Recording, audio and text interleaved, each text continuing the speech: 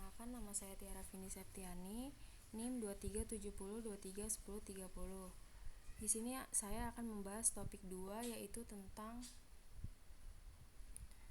keamanan data pribadi di era digital.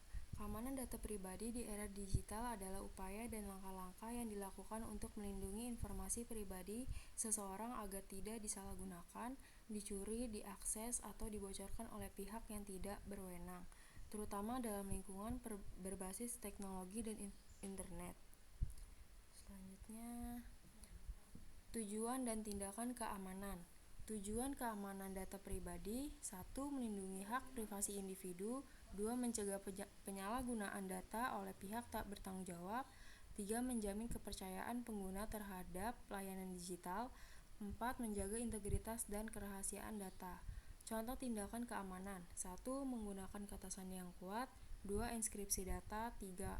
Kebijakan privasi yang jelas oleh penyedia layanan digital. 4. Pengawasan hukum melalui UU Perlindungan Data Pribadi. Selanjutnya ada teori keamanan data pribadi pada era digital. 1. Teori CIA atau TRIAD atau Confidentiality atau Integrity Availability merupakan dasar dari keamanan informasi termasuk data pribadi. 1. Confidentiality atau kerahasiaan data hanya bisa diakses oleh pihak yang berwenang. 2. Integrity atau integritas. Data harus akurat dan tidak boleh diubah secara tidak sah. 3. Availability atau ketersediaan. Data harus tersedia kapanpun dibutuhkan oleh pihak yang berwenang. 2. Teori hak privasi atau Privacy Rights Theory. Berdasarkan konsep bahwa setiap individu memiliki hak atas informasi pribadinya. Hak ini mencakup 1. Hak untuk mengetahui data apa yang dikumpulkan. 2. Hak untuk memberikan persetujuan. Hak untuk meminta penghapusan data. 3. Teori perlindungan data atau Data Protection Theory menekankan pentingnya regulasi dan mekanisme teknis untuk melindungi data pribadi dari pelanggaran dan kebocoran, termasuk prinsip-prinsip seperti 1. Minimasi data, hanya mengumpulkan data yang benar-benar diperlukan. 2. Tujuan spesifik, data hanya digunakan sesuai tujuan yang disetujui. 3. Keamanan teknis dan organisasi, menggunakan enskripsi, autentikasi, firewall, dan sebagainya. 4. Teori etika informasi atau Information Ethics Theory menyoroti aspek moral dan etika dalam pengolahan data pribadi seperti 1. Keadilan dalam penggunaan data. 2. Keterbukaan dan transparansi. 3. Tanggung jawab pemroses data. 5. Teori resiko keamanan cyber atau Cyber Security Risk Theory mengkaji risiko-risiko digital yang dapat mengancam data pribadi dan bagaimana manajemen risiko dapat digunakan untuk mengurangi potensi ancaman seperti 1. Malware. 2. Peretasan. 3. Phishing. 4. Kebocoran sistem. Selanjutnya ada penerapan keamanan data pribadi pada era digital. 1. Penggunaan enskripsi. 2. Data enskripsi agar tidak bisa dibaca oleh pihak yang tidak berwenang. Contoh, WhatsApp mengekskripsi pesan dari ujung ke ujung, end-to-end encryption. 2. Autentikasi ganda atau two-factor authentication atau 2FA. Menambahkan lapisan keamanan selain kata sandi seperti kode OTP atau biometrik atau sidik jari atau wajah. Digunakan pada akun media sosial, email, perbankan digital, dan sebagainya. 3. Kebijakan privasi yang jelas.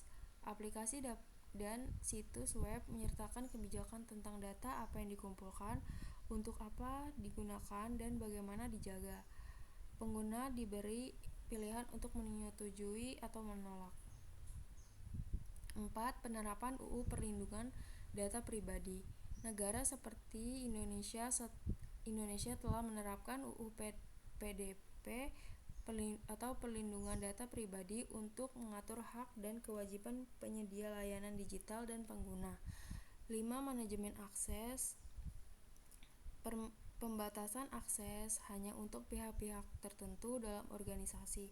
Contoh data pasien di rumah sakit hanya bisa diakses oleh dokter yang menangani. 6. Pendidikan keamanan digital, edukasi kepada pengguna tentang pentingnya menjaga data pribadi seperti tidak sembarangan membagikan informasi pribadi di internet. 7. Update sistem dan perangkat lunak, melakukan pembaruan sistem secara rutin untuk menutup celah keamanan. Selanjutnya ada studi kasus kebocoran data pribadi e-commerce Tokopedia Negara Indonesia tahun 2020. Ini adalah latar belakang pada tahun 2020 lebih dari 91 juta data pengguna Tokopedia dilaporkan bocor dan diperjualbelikan di forum dark web. Selanjutnya ada jenis data yang bocor, yaitu ada nama lengkap, email, nomor telepon, username, dan password yang telah dihash. Penyebabnya diduga akibat kelemahan pada sistem keamanan internal yang berhasil dieksploitasi peretas. Tidak adanya sistem proteksi ganda untuk akses data sensitif. Dampaknya pengguna mengalami spam, phishing, hingga potensi pencurian identitas. Hilangnya kepercayaan publik terhadap platform. Tindakan penanganan Tokopedia meminta pengguna mengganti kata sandi. Pihak berwenang Indonesia mendorong percepatan RUU Perlindungan Data Pribadi yang kini telah disahkan sebagai UU PDP. Selanjutnya ada grafik yang menggambarkan dampak kebocoran data Tokopedia tahun 2020 berdasarkan estimasi jumlah data dan pengguna yang terdampak. Di sini ada jumlah estimasi data pengguna bocor itu ada 91 juta, jumlah akun terkena dampak itu ada 91 juta, dan laporan phishing atau spam 3.500.000, dan kepercayaan publik menurun 1. Sekian dari saya. Wassalamualaikum warahmatullahi wabarakatuh.